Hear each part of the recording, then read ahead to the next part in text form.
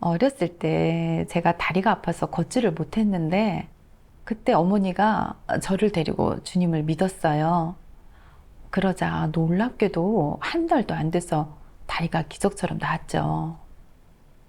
저는 주님의 사랑에 보답하려고 1997년부터 학교를 그만두고 주님을 위해 열심히 헌신하기 시작했어요.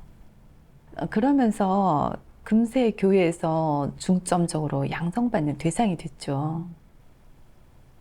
그래서 추 장로라는 분이 자주 저를 데리고 여러 교회를 돌아다니며 설교를 하기도 했어요. 당시 목사와 장로들이 저희한테 자주 하던 말이 있었는데, 주님의 날이 곧 올 테니 슬기로운 처녀처럼 기름을 넉넉히 준비하고 주님이 오시기를 깨워 기다리라고 했죠. 그리고 이런 이야기도 했어요. 성경에 이런 대목이 있습니다. 볼지어다 구름을 타고 오시리라. 각인의 눈이 그를 보겠고 그를 찌른 자들도 볼 터이요. 땅에 있는 모든 족속이 그를 인하여 애곡하리니. 말세에 주님께서 돌아오실 때는 구름을 타고 큰 영광으로 오십니다. 우리는 공중으로 들림받아 주님과 만날 것이고 주님과 함께 천국에 들어가 영원토록 복을 누릴 겁니다. 주님을 믿지 않은 사람들은 전부 재앙 가운데 떨어져서 이를 갈며 슬피 울 테고요. 의기양양하게 이야기하는 목사와 장로들을 보면서 저는 머릿속으로 구름을 타고 큰 영광으로 오시는 주님의 모습과 그런 주님을 향해 환호하며 몰려가는 저희의 모습을 떠올렸어요. 그 감격스러운 장면을 상상하면서 얼마나 기뻤는지 몰라요. 1999년 초 어느 날 취 장로와 교구의 허 장로가 사역자들을 불러 이런 말을 하더라고요. 최근에 동방번개라는 교파가 등장했어요. 주님께서 이미 육신을 입고 돌아와 말씀을 선포하시고 하나님 집에서 시작되는 심판 사역을 하신다고 주장합니다. 그게 말이 됩니까? 성경에 분명 주님께서 구름을 타고 오신다고 적혀 있는데 그 사람들은 주님이 이미 육신을 입고 돌아오셨다고 합니다. 이건 성경과 맞지 않는 소리죠. 그러니까 여러분은 그들의 설교를 듣지 말고 그들의 책도 보지 마세요. 접대하는 건 더더욱 안 돼요. 그들을 접대하는 사람은 출교시킬 겁니다. 그런 말을 들었을 때 어떠셨어요? 저는 장로의 말을 들으면서 이렇게 생각했어요. 주님을 오래 믿었고 성경에 대해서도 잘 아시는 분이니까 분명 장로님 말이 맞을 거야.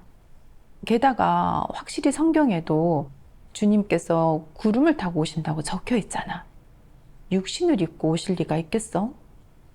나는 아직 분량이 작으니까 동방번개 사람들을 만나면 안 되겠어. 그러다 미혹될지도 모르니까. 근데 얼마 지나지 않아 많은 사역자와 신자들이 동방번개를 믿게 됐어요. 그러니 허장로가 예배에서 그런 사역자나 신자들과는 아예 관계를 끊으라고 했어요. 그리고 각 지역 교회에 동방번개를 믿지 못하게 막으라는 말을 전달하라고도 했죠. 그 후 저는 제가 담당하는 구역의 예배 장소에 가서 교회를 봉쇄하고 여러 번 강조하며 이렇게 말했어요. 주님께서는 구름을 타고 오세요. 육신을 입고 오실 리가 없어요. 주님께서 육신을 입고 오신다고 하는 건 모두 거짓말이에요. 신자들이 듣고는 계속 고개를 끄덕이면서 앞으로 복음을 전하러 오는 사람은 바로 쫓아내겠다고 했어요. 그때 동방번개가 혹시 재림주는 아닐지, 정말 하나님을 대적하는 일이면 어떡하지? 라는 생각 안 해보셨어요? 그땐 그렇게 깊이 생각하지 않았어요. 그저 주의 도를 수호하는 거라고만 생각했죠. 저는 형제 자매들이 동방번개의 설교를 듣지 않도록 교회를 봉쇄하느라 한시도 쉴 틈이 없었어요. 하지만 혼신의 힘을 다했는데도 불구하고 동방번개를 받아들이는 사역자와 신자들은 점점 더 늘어만 갔죠. 하루는 사역자 집에 방문했는데 그가 하는 말이 다른 사역자 리 씨와 신자들이 지금 동방번개에 대해 알아보고 있다는 거예요. 저는 몇몇 사역자들과 함께 급히 달려가 그들을 막으면서 이렇게 말했어요. 주님께서 구름을 타고 오시는 걸 각인의 눈이 보리라고 성경에 나와 있잖아요. 동방번개 사람들이 주님께서 다시 육신을 입고 오셨다고 하는데 절대 믿으면 안 돼요. 근데 제가 말을 마치자마자 한 신자가 이러는 거예요. 제가 듣기에는 그 사람들 말에 빛비춤이 있던데요. 성경에도 부합하고요. 대체 왜 듣지 말라고 하는 거죠? 하나님의 사역은 누구도 꿰뚫어 볼 수 없는 거 아닌가요? 우리는 계속 알아봐야겠어요. 그 말을 듣고 저는 다급해져서 바로 그들을 다시 설득하려고 했는데 갑자기 목에 뭐가 걸린 것처럼 기침이 쉬지 않고 나왔어요.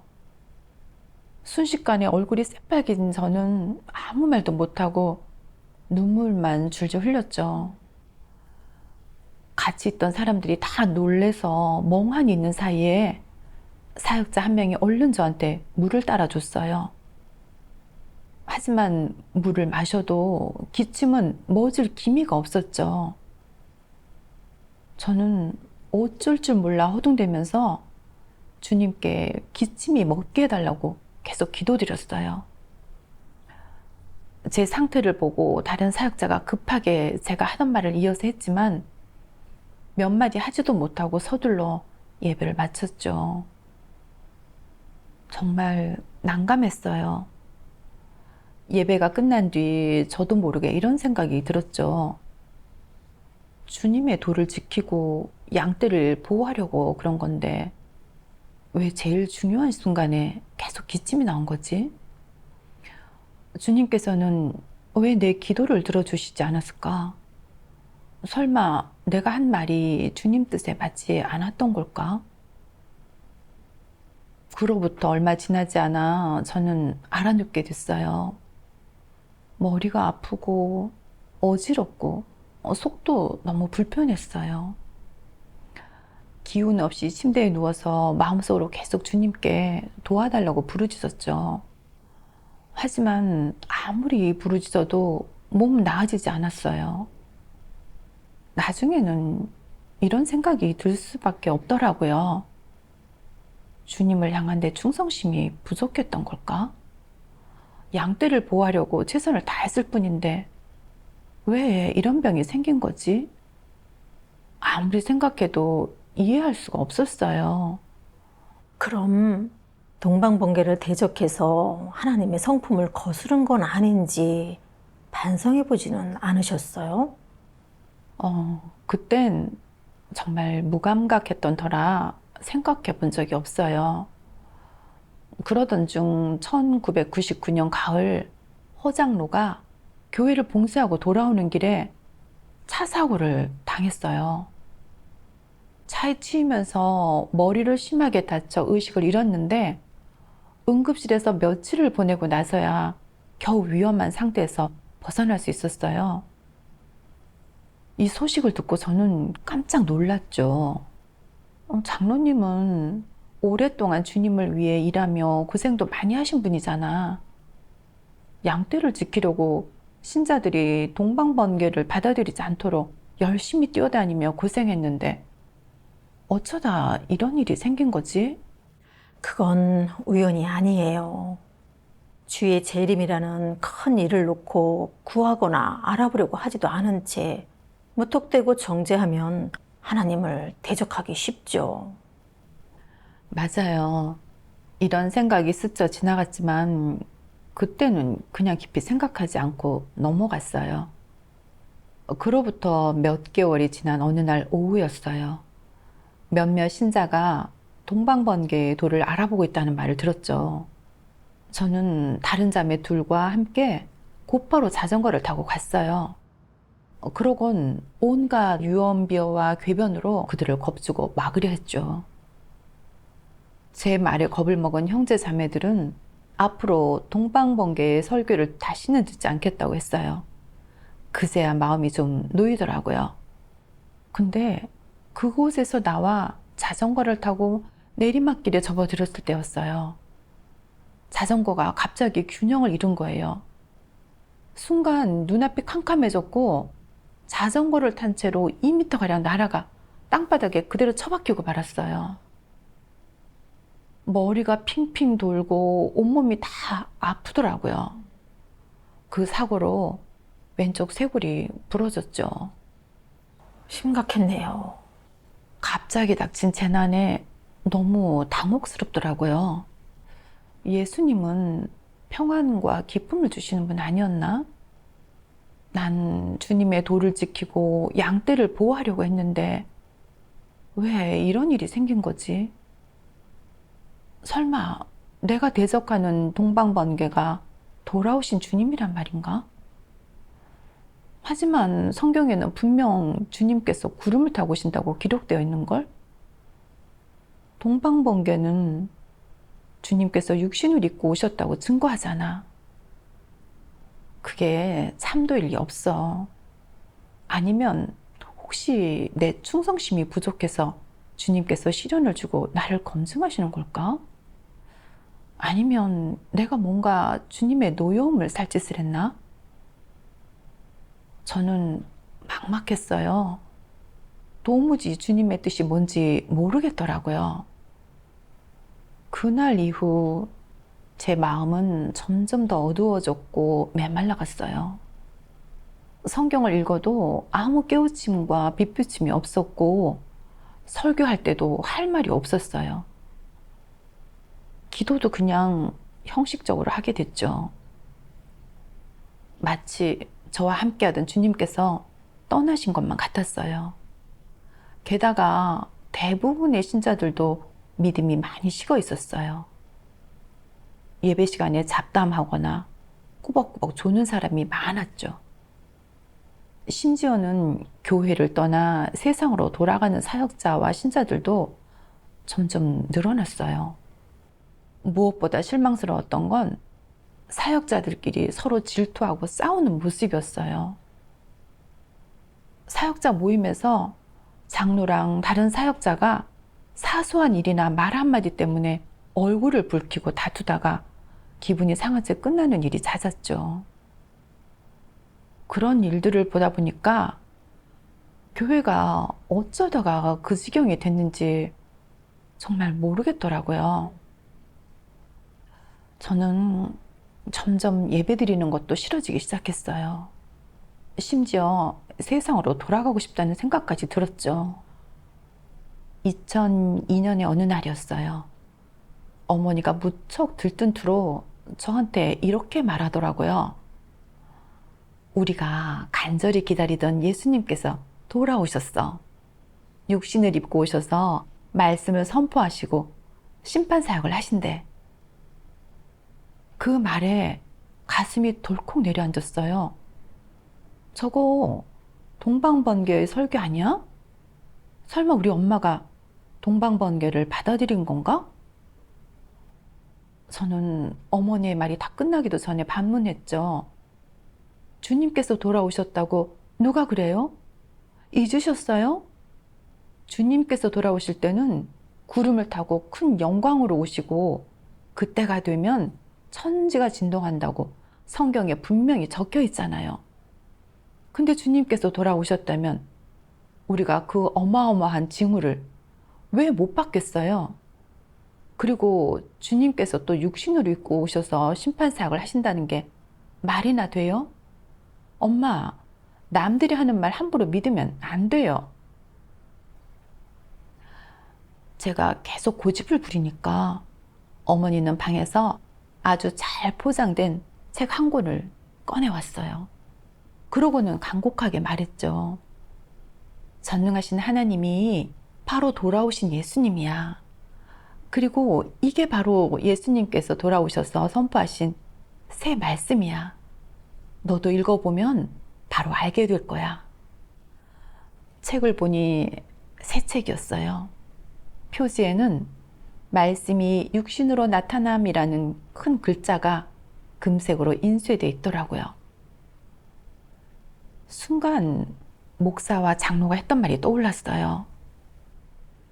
그들의 책을 봐서는 절대 안 됩니다. 보면 빠지게 돼 있어요.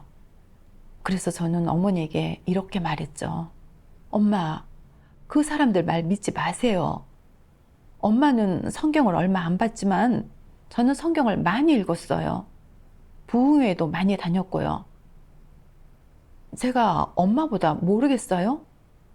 만약 여기서 잘못된 길로 빠지면 지금까지 엄마가 하나님 믿은 건 다 허사가 되지 않겠어요? 그건 옳지 않은 관점이죠. 성경을 잘 안다고 결코 진리를 알고 하나님을 아는 건 아니니까요. 과거 바리새인들도 성경을 잘 알았지만 정작 예수님이 오셨을 때는 알아보지 못하고 오히려 주님을 부인하고 정죄하고 십자가에 못 박았죠. 그들의 실패는 우리한테 교훈이죠. 주님을 맞이하는 일에서만큼은 진리를 구하는 마음을 가지고 주의 음성을 듣는 걸 중시해야 하죠. 맞아요. 저는 동방번개를 받아들이면 안 된다고 끈질기게 어머니를 설득했어요. 근데 제가 무슨 말을 해도 어머니는 전혀 흔들리지 않았어요. 마음을 바꿀 기미가 전혀 없더라고요. 오히려 간곡하게 이런 말을 하는 거예요. 전능하신 하나님이 바로 우리가 자나깨나 간절하게 기다리던 예수님이셔. 하나님의 영이 다시 한번 육신을 입고 오셔서 말씀하시고 사역하시는 거야. 이 말씀이 육신으로 나타남이라는 책은 하나님께서 말세에 친히 바라신 음성이고 성경의 비밀을 모두 밝힌 책이야. 넌 전능하신 하나님의 말씀을 한 번도 제대로 읽어본 적 없잖아. 근데 주님께서 돌아와 하신 말씀인지 아닌지 어떻게 아니? 맞아요. 성경에 이런 구절이 있잖아. 믿음은 들음에서 나며 넌 듣지도 않고 읽지도 않는데 어떻게 주님을 맞이할 수 있겠어? 정말로 주님께서 돌아오셨는데 내가 맞이하지 않았다고 생각해봐. 기회를 놓치고 나중에 후회하면 그때는 늦지 않겠니? 어머니 말을 듣고 나니까 솔직히 뭐라고 반박해야 할지 모르겠더라고요. 그래서 퉁명스럽게 말했어요. 난 그 책 안 봐요. 난 성경만 읽을 거예요. 우리가 누린 주님의 은혜가 얼만데 그걸 배신할 순 없죠. 엄마가 뭐라고 하시든 전 절대 주님을 배반하지 않을 거예요. 제 태도를 본 어머니는 체념한 듯 한숨을 쉬고는 자리에서 일어나 밥을 하러 갔어요. 근데 조금 있으니까 주방에서 어렴풋이 노랫소리가 들려오더라고요. 멜로디가 아주 듣기 좋았어요. 근데 자세히 들어보니까 저희가 예전에 배웠던 찬양은 아니었어요. 어머니가 일부러 저 들으라고 틀어놓은 것 같길래 전 휙 돌아서서 자리를 떴죠. 그 뒤로 어머니는 항상 집에 찬양을 틀어놨어요. 그리고 밤이 되면 어머니가 울면서 저를 위해 기도하는 소리가 자주 들렸죠. 그럴 때면 저도 모르게 이런 생각이 들더라고요. 엄마는 자기 주관이 뚜렷한 분이야. 주님을 맞이하는 일이라면 분명 진지하게 알아봤겠지. 설마 동방번개가 정말 돌아오신 주님이신 걸까? 그게 아니고서야 엄마가 저렇게 애를 태우고 걱정하면서 날 위해 기도할 리가 없잖아. 하지만 곧 목사와 장로의 말이 떠올랐어요. 저는 주님의 도를 끝까지 지켜야 한다는 생각에 물러서지 않았죠. 그때부터 어머니와의 사이는 점점 멀어졌어요. 그러던 어느 날 거실 소파에 앉아 있는데 어머니가 또 안방에 찬양을 틀어놨더라고요. 순간 찬양의 가사가 제 주의를 끌었죠. 하나님은 이번에 육신을 입고 못다한 사역을 하러 왔다. 그는 이 시대를 심판하고 끝내며 사람을 고해에서 구원하고 철저히 사람을 정복하여 생명 성품을 변화시킨다. 인류가 칠흑같이 어두운 흑암 세력과 고난에서 벗어나게 하기 위해 인류의 사역을 위해 얼마나 많은 밤을 지새웠는지 모른다. 그는 지극히 높은 곳에서 가장 낮은 곳으로 내려와 인간 세상이라는 지옥에서 살고 있다. 아, 사람과 함께 세상 끝까지 가지만 초라한 인간 세상을 원망하는 법도 사람에게 가혹한 요구를 하는 법도 없이 크나큰 치욕을 참아내며 자신의 사역을 하고 있다. 온 인류가 하루빨리 안식을 누리게 하기 위해 모욕과 억울함을 참으며 이 땅에 온 그는 친히 호랑이 굴에 들어가 인류를 구원한다. 수없이 많은 날 밤낮을 가리지 않고 커다란 고통을 참아내며 사람의 공격과 깨트림을 참아내야 했다. 하나님은 더러운 땅에 와서 묵묵히 사람의 박해와 억압을 감내하고 있지만 한 번도 반항하지 않았고 사람에게 지나친 요구를 한 적도 없다. 그는 인류를 위해 가르침, 깨우침, 책망, 말씀의 연단, 일깨움, 권면, 위로, 심판, 폭로 등 사람에게 필요한 모든 사역을 할 뿐이다. 아, 어떤 것이든 다 사람의 생명을 위한 것이고 다 사람을 정결케 하기 위함이다. 비록 사람의 앞날과 운명을 거두어 갔다고는 하나 하나님이 하는 일은 다 인류를 위한 것이다. 어떤 것이든 다 사람의 생존을 위한 것이고 전 인류의 아름다운 종착지를 위한 것이다. 아멘. 아멘. 이 찬양 가사가 제 마음을 단번에 사로잡았어요. 저도 모르게 친히 육신을 입고 오셔서 인류를 구속하셨던 예수님이 떠오르더라고요. 로마 정부의 체포와 핍박을 받으셨고 당시 종교계한테 정죄 당하고 외면당하셨죠. 게다가 세인들의 조롱과 비방에 시달리면서도 진리를 계속 선포해 사람을 공급하고 목양하셨어요. 또 사람을 위해 병을 고치고 귀신을 쫓아내 주셨고요. 결국 산채로 십자가에 못 박히셨죠. 그렇게 영원한 속죄의 제물이 되셔서 인류를 죄에서 구속하셨어요. 맞아요. 사람을 향한 예수님의 사랑과 찬양 가사 속에서 하나님이 사람을 위해 감내하신 고통을 차례로 생각해 봤어요. 그 순간 무감각하고 강팍했던 제 마음이 크게 흔들렸죠. 저는 참지 못하고 눈물을 흘렸어요. 전능하신 하나님이 정말 돌아오신 예수님이신 걸까? 하나님이 아니면 누가 저런 말을 할 수 있겠어? 대체 누가 사람을 위해 저런 대가를 치를 수 있겠어? 그쵸. 이어서 다른 찬양이 들려왔어요. 무고한 사람들이 이미 무감각해졌는데 굳이 그들을 힘들게 할 필요가 있겠느냐? 유약한 사람들은 이미 의지력이 없는데 굳이 그들에게 분노를 쏟을 이유가 있겠느냐? 연약하고 무력한 사람들에게 생명력이라고는 찾아볼 수가 없는데 굳이 그들의 폐역을 훈계할 필요가 있겠느냐?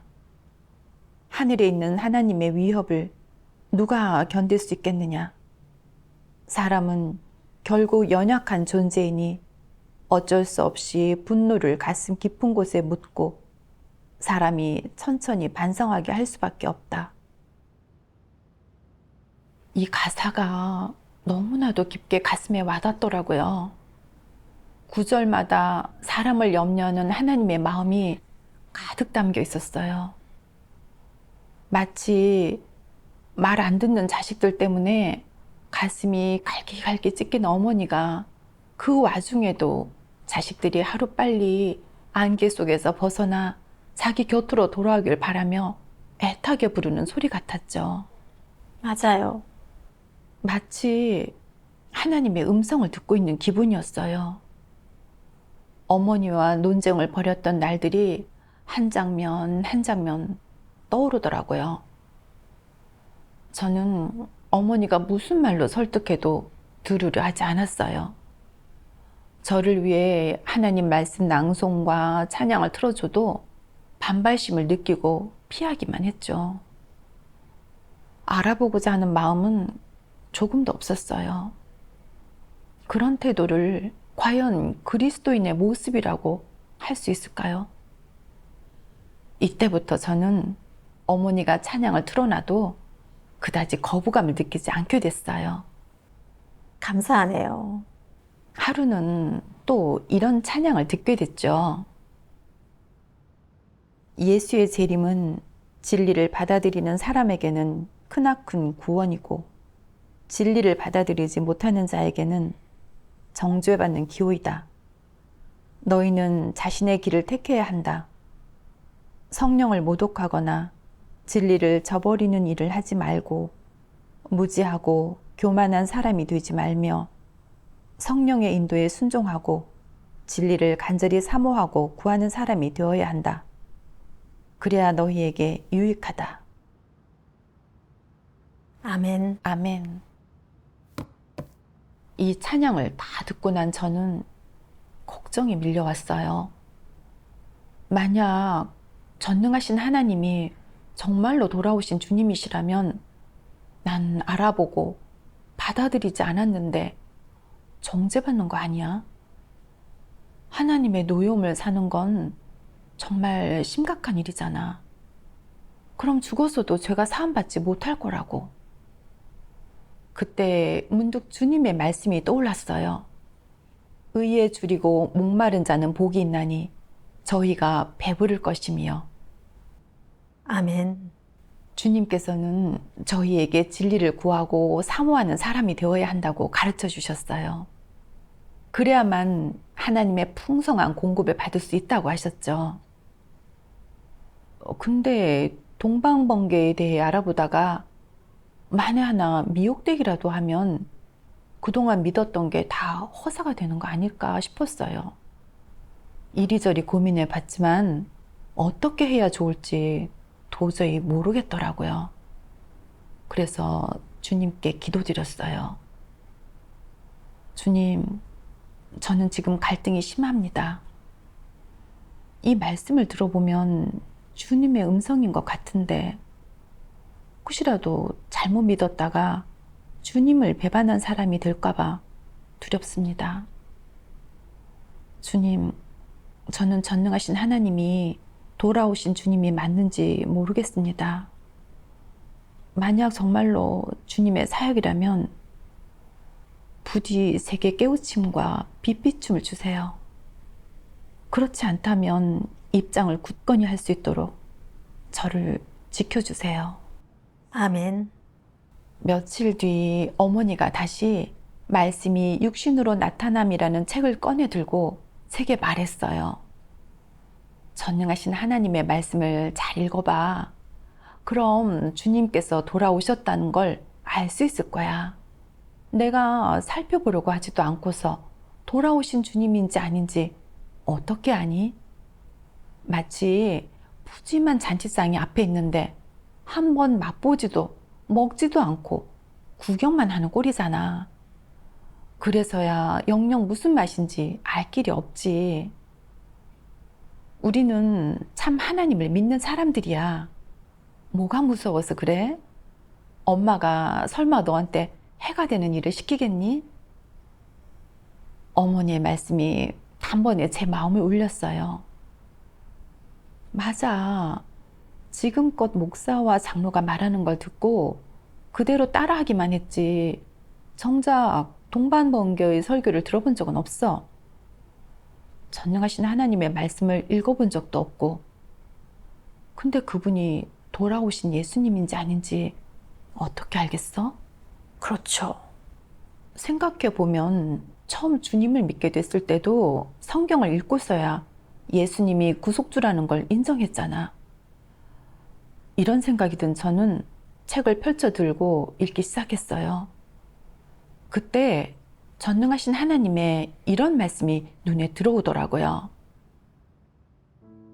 진리의 도를 듣고 생명의 말씀을 본 후 그 말씀 중에서 단 10,000,000,000이라도 너의 생각과 일치하고 성경과 일치한다고 여겨진다면 너는 그 10,000,000,000에 해당하는 말씀에서 계속 찾고 구하여라. 나는 또 내게 자신을 과신하거나 높이 여기지 말고 겸손한 사람이 될 것을 권한다. 미약하게나마 하나님을 경외하는 너의 마음에 더 큰 빛을 얻게 될 것이다. 자세히 살펴보고 자꾸 생각해보면 너는 이 말씀 한마디 한마디가 과연 진리가 맞는지 생명이 맞는지 알게 될 것이다. 아멘. 이처럼 간곡한 원고의 말씀을 보는데 괜히 마음이 조마조마해지고 겁이 나는 거예요. 진짜 하나님의 말씀인 걸까? 그게 아니고서야 이게 생명의 말씀이고 진리의 도라는 말을 어떻게 하겠어? 게다가 10,000,000,000이라도 자기 뜻에 맞고 성경에 부합하면 계속 알아보라고 하잖아.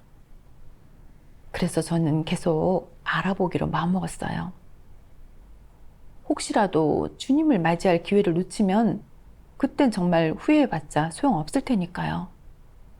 그렇게 저는 마저 읽어 내려갔어요. 그러다 전능하신 하나님의 이런 말씀이 눈에 들어왔죠. 전능하신 하나님 말씀. 나는 하나님의 나타남을 찾는 모든 형제자매가 역사적 비극을 되풀이하지 않기를 바라며 하나님을 다시 십자가에 못 박는 현대의 바리새인이 되지 않기를 바란다.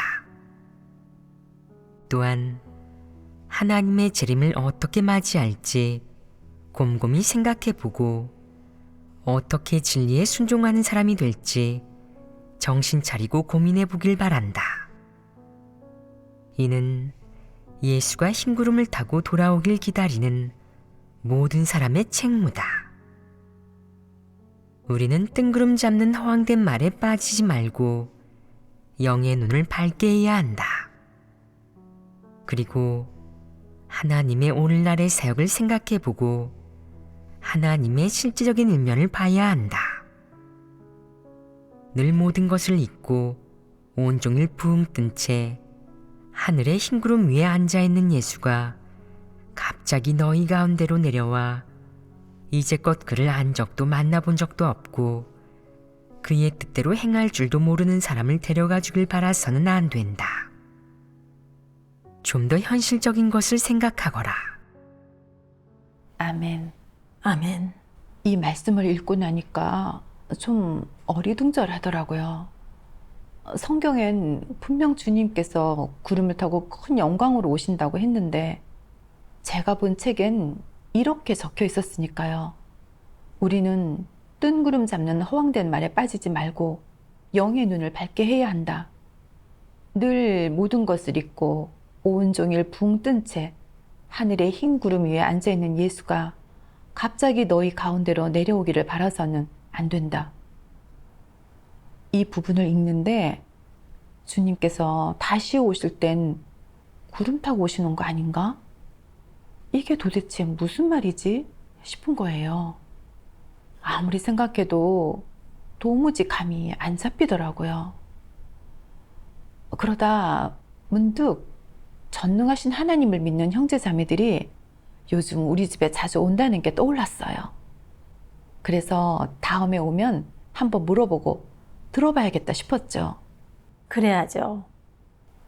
그러던 어느 날 전능하신 하나님 교회에 무이자매가 저희 집에 찾아왔어요. 그래서 전 마음속에 있는 고민을 자매에게 털어놨죠. 그랬더니 자매가 웃으면서 이렇게 말하는 거예요. 성경에 주님께서 구름을 타고 오신다는 예언이 있는 건 맞아요.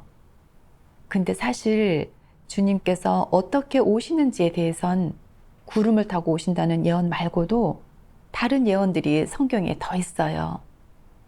예를 들면 이런 기록들이 있죠. 번개가 동편에서 나서 서편까지 번쩍임같이 인자의 임함도 그러하리라. 번개가 하늘 아래 이편에서 번뜩하여 하늘 아래 저편까지 비춤같이 인자도 자기 날에 그러하리라. 그러나 그가 먼저 많은 고난을 받으며 이 세대에게 버림바 되어야 할지니라. 너희도 예비하고 있으라. 생각지 않은 때에 인자가 오리라. 만일 일깨지 아니하면 내가 도적같이 이르르니 어느 시에 내게 임할는지 내가 알지 못하리라. 보라, 내가 도적같이 오리니 밤중에 소리가 나되 보라 신랑이로다 맞으러 나오라 하매 볼지어다 내가 문 밖에 서서 두드리노니 누구든지 내 음성을 듣고 문을 열면 내가 그에게로 들어가 그로 더불어 먹고 그는 나로 더불어 먹으리라 등이 있죠. 아멘. 이어서 자매가 이렇게 덧붙였어요. 이 구절들을 보면 주님께서 돌아오신다고 하실 때 왜 자꾸 인자의 임함, 인자가 오리라, 인자도 자기 날에 그러하리라 이런 표현을 강조해서 말씀하셨을까요? 인자란 도대체 뭘 의미하는 걸까요? 그건 바로 하나님의 영이 육신을 입고 사람의 모습으로 오신다는 뜻이에요. 만약 하나님이 영으로 오신다면 인자라고 칭할 수 없었겠죠. 맞아요. 그리고 주님께서 돌아오실 때 도적같이 온다고 여러 번 언급하셨고 밤중에 소리가 나되 라는 말씀도 하셨어요. 이건 주님께서 돌아오실 땐 아주 조용히 은밀하게 오신다는 걸 뜻해요. 사람들이 전혀 모르는 사이에 육신을 입고 인자로 오셔서 은밀하게 강림하신다는 거죠. 그쵸. 지난날 하나님의 영이 육신을 입고 예수님으로 나타나 사역하셨을 때처럼요. 그때도 예수님은 평범하고 정상적인 인자의 모습으로 여기저기 다니시면서 전도하고 사역하셨어요. 그분이 바로 육신을 입고 오신 하나님이시고 그리스도의 나타남이란 걸 눈치챈 사람은 아무도 없었죠. 그래서 주님께서 말세에 돌아오실 때도 육신을 입고 인자로 나타나셔서 사역하신다는 걸 확신할 수 있는 거예요. 그렇죠. 무이자매가 여기까지 말했을 때 저는 순간 깜짝 놀랐어요. 목사와 장로들이 늘 하던 이야기가 생각났거든요. 그들은 성경에 나오는 인자는 예수님을 가리키는 거지 예수님의 재림을 두고 하는 말이 아니라고 했어요. 속으로 이런 생각이 들더라고요. 목사님과 장로님은 성경을 많이 읽은 분들이라 틀린 말을 했을 리가 없어. 아무래도 무이자매가 성경을 잘 몰라서 잘못 말한 것 같아. 이렇게 생각한 저는 얼른 말했어요. 자매님, 제가 전에 목사님과 장로님한테 들은 적이 있는데 인자는 예수님을 가리키는 거래요. 주님께서 돌아오실 때 육신을 입고 오신다는 말이 아니고요. 그러자 무이자매가 인내심 있게 말했어요. 자매님, 성경에 분명하게 나와 있어요. 그건 예수님의 재림을 두고 한 예언이라고요. 이해 능력이 있는 사람이라면 누구나 알 수 있을 거예요. 그게 어떻게 예수님을 가리키는 말이 될 수 있겠어요? 그건 목사와 장로가 주님의 말씀을 잘못 해석하고 있는 거 아닌가요? 그리고 누가복음 17장 24절에서 25절을 보면 이런 내용이 나와요. 번개가 하늘 아래 이편에서 번듯하여 하늘 아래 저편까지 비침같이 인자도 자기 날에 그러하리라.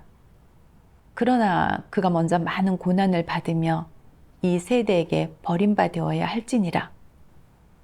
이 부분에는 주님께서 돌아오실 때의 상황을 예언하신 내용이 기록되어 있죠. 만약 주님께서 구름을 타고 큰 영광으로 오신다면 모든 사람이 두려움에 떨며 땅에 엎드릴 거예요. 어느 누가 감히 주님을 대적하고 외면할 수 있겠어요? 그러나 그가 먼저 많은 고난을 받으며 이 세대에게 버림받아야 할지니라 라는 말이 어떻게 이루어지겠어요? 그쵸. 그러니까 주님 말씀을 근거로 할 때 육신을 입고 인자의 모습으로 돌아오신다는 데는 의심의 여지가 없어요. 그리고 지금 말세에 전능하신 하나님께서 나타나 사역하심으로써 주님의 예언은 완벽하게 이루어졌고요. 분명하게 교제를 했네요. 듣고 나서 어땠어요? 궁금증이 좀 해소되지 않았어요? 맞아요. 무의자매의 교제를 다 듣고 나니까 너무 부끄럽더라고요. 자매의 교제는 근거가 확실했어요. 저는 진심으로 탐복했죠. 그제야 예수님께서 돌아오실 때를 예언하며 왜 항상 인자의 임함, 인자가 오리라, 인자도 자기 날에 그러하리라 라는 말씀을 하셨는지, 왜 몇 번이고 인자라는 단어를 강조하셨는지 알겠더라고요.